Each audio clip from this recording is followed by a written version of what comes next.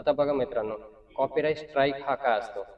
3 महिन्यामध्ये जर समजा तुमच्या चॅनलवरती 3दा कॉपीराइट स्ट्राईक येतोय, तर तुमचा चॅनल परमनंटली डिलीट होऊ शकतो.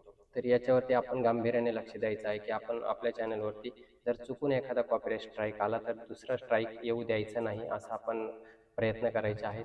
कारण 3 जर स्ट्राईक आपल्या लगातार व्हिडिओवरती किंवा चॅनलवरती येत आहेत आणि आपण त्याच्याकडे लक्ष दिलं नाही किंवा तो व्हिडिओ लवकर डिलीट नाही केला, तर आपला चॅनल परमनंटली डिलीट होऊ शकतो. तर आता हा कॉपीराइट स्ट्राईक येतो कशामुळे, की आपण कोणाचा व्हिडिओ यूज केलेला आहे किंवा कोणाचं म्युझिक यूज केलेलं आहे किंवा कोणाचा आपण फोटो यूज केलेला आहे आणि त्याने आपल्याला कॉपीराइट स्ट्राईक दिलेला आहे. परंतु आपण त्याचं ते जो व्हिडिओ किंवा म्युझिक काढून टाकलं नाही किंवा डिलीट केलं नाही, तर आपल्या याच्यावरती तो स्ट्राईक तसाच असेल. ओके. तर याच्यावर लक्ष द्यायचं आहे आणि हा कॉपीराइट स्ट्राईक कसा जाईल याच्यावरती प्रयत्न करायचा आहे किंवा येणार नाही याच्यावरती आपल्याला प्रयत्न करायचे आहे. तर हा झाला 1 नंबर कॉपीराइट स्ट्राईक. खूप